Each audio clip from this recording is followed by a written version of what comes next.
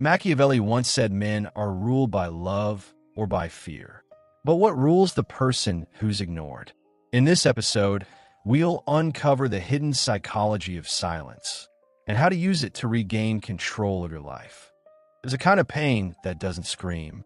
It doesn't break bones or draw blood. It simply makes you invisible. You reach out, no reply. You walk into a room, no eyes turn. You share your dreams, and people smile politely, but they don't really listen. Being ignored is one of the quietest forms of rejection. Psychology says we are wired for connection. The human brain reacts to social neglect the same way it reacts to physical pain. That's why silence hurts more than insults, because it doesn't end. You start to question your worth. Maybe I'm not enough. Maybe I'm too much. Maybe they see something I don't.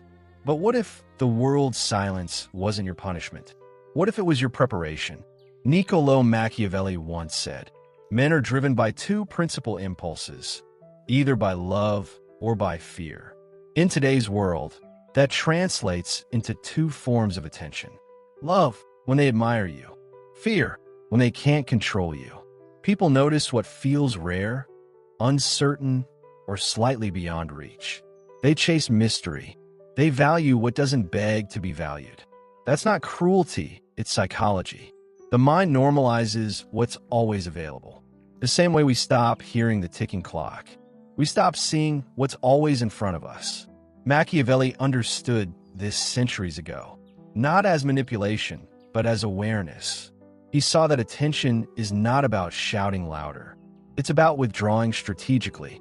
When you chase, you confirm their superiority. When you pull back, you remind them of your independence. True strength, he wrote, is not in dominance, but in understanding what moves people. So when they ignore you, remember this. It's not that your worth vanished. It's that your presence became too familiar. Machiavelli believed that silence can be more powerful than words. In politics and in life, the one who speaks least often holds a room, because silence forces others to interpret, and the mind fears what it can't define. That's why stepping back can be a kind of strategy. Jay Shetty would call it detachment, the art of not reacting. You don't pull back to play games. You pull back to protect peace. Detachment doesn't mean you stop caring. It means you stop trying to control outcomes. You stop begging for energy that isn't being offered. You stop fighting to be seen by eyes that have chosen to look away. You learn that quiet doesn't mean defeat. It means realignment. The most dangerous power in the world isn't dominance. It's composure. When you stop chasing, the noise fades. You see who truly respects you and who only noticed you when you serve their need. Psychology teaches us that rejection activates the same brain region as physical injury. The ache you feel, that hollow silence, is the mind asking for safety. But you can't heal in the same space that ignored you. Healing begins when you stop asking, "Why don't they see me?"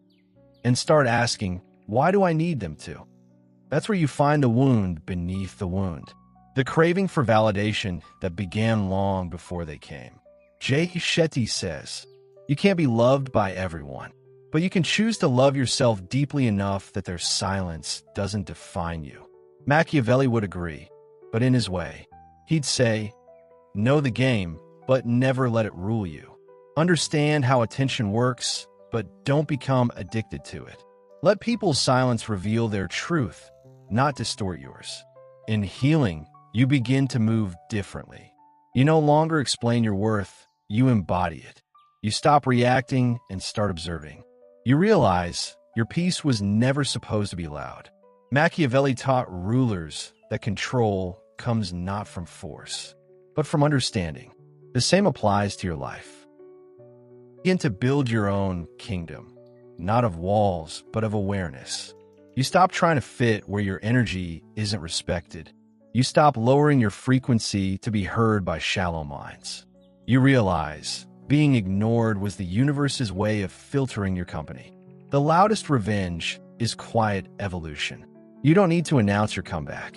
Your growth speaks louder than your explanations ever could. In the end, you'll learn Not everyone who ignored you is cruel.